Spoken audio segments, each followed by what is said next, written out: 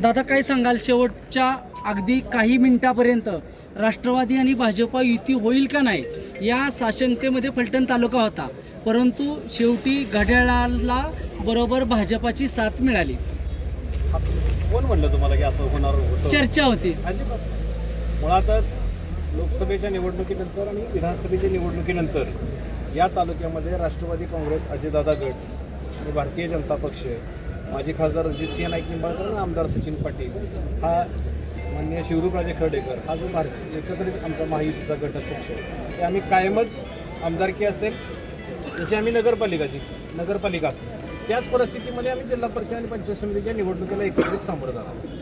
त्यामुळे काय विषय नव्हता असं कोणी काय म्हणलं. नुकत्याच काही दिवसापूर्वी सह्याद्री कदम हे राष्ट्रवादीमध्ये गेले होते आणि आज त्यांनी पुन्हा शिवसेनेमध्ये प्रवेश केला आहे आणि त्यांच्याशी तुमची लढत होत आहे. या लढतीकडे आपण कसं पाहता? मी त्यांना शुभेच्छा देतो. फक्त तो जो प्रश्न तुम्ही त्यांना म्हणजे मला विचारला, त्याच्याऐवजी तो प्रश्न तुम्ही त्यांनाच विचारा की 13 दिवसामध्ये असं काय घडलं की त्यांनी तो पक्षप्रवेश केलेला आहे. त्यांनाही माझ्या शुभेच्छा. या लढतीकडे आपण कसं पाहता? मी जिंकणार, 100% विश्वास आहे. जिंकणार. अख्खा जिल्हा परिषद मतदारसंघ आमचा जिंकणार आणि या तालुक्यातल्या भारतीय जनता पक्ष असेल, राष्ट्रवादी असेल, खासदारांच्या नेतृत्वाखाली या सगळ्या निवडणुका आमचे सगळे 8 जिल्हा परिषद गट आणि आमचे 16 पंचायत समितीचे गट पंचायत समिती सदस्य हे ताकदीनं निवडून येणार आणि या पंचायत समितीवर भारतीय जनता पक्ष आणि राष्ट्रवादी पक्षाचा झेंडा फडकणार. आजपर्यंत फलटण तालुक्याच्या निवडणुका पाण्यावर होत्या, परंतु पाणीदार खासदार रणजितसिंह नाईक निंबाळकरांनी चौफेर पाणी आणलंय. यामुळे भाजपा राष्ट्रवादीचा विजय सोपा होईल असं आपल्याला वाटतं का? 100% ही निवडणूक सुद्धा खासदार रणजितसिंह नाईक निंबाळकर हे विकासाच्याच मुद्द्यावर लढतील.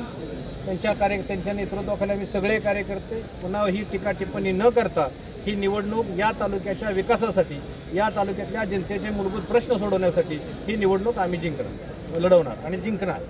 अजितदादा नगरपालिकेच्या वेळेस प्रचाराला आले नव्हते, यावेळेस येतील का? तुम्हाला काय वाटतं? हा वरिष्ठ लेवलचा प्रश्न आहे. महाराष्ट्रातल्या सगळ्या निवडणुका असतात, पण येतील, नक्कीच येतील, काय अडचण नाही. कारण शेवट आमची या ठिकाणी युती आहे. जिल्हा परिषदेवर भाजपचा कोणत्याही परिस्थितीत झेंडा फडकवायचा. सातारा जिल्ह्यात भरपूर बैठका सुरू आहेत, आपण या बैठकाबाबत काय सांगाल? जिल्ह्यामध्ये प्रत्येक पक्ष वाढवायचा प्रत्येकाला अधिकार आहे. जिल्ह्यामध्ये तीच परिस्थिती आम्ही महायुती म्हणून सगळीकडे आहे, पण या तालुक्यात पुरतं जर तुम्ही विचार केला तर आम्ही इथं महायुती म्हणून सगळ्या निवडणुका एकत्रित लढणार, एकत्रित जिंकणार, एकत्रितच सत्तेत जाणार. महायुती म्हणून लढणार, मग धनुष्यबाण पण महायुतीत आहे. मी पहिल्यांदाच सांगितलं तुम्हाला की या तालुक्यामध्ये जी युती आहे ती भारतीय जनता पक्ष आणि राष्ट्रवादी, अजितदादा गट आणि मित्र पक्ष जे आम्ही एकत्रित काम करतो, जे विधानसभेला आमच्याबरोबर होते ते सगळे. धन्यवाद दादा आणि आपणास शुभेच्छा. थँक्यू.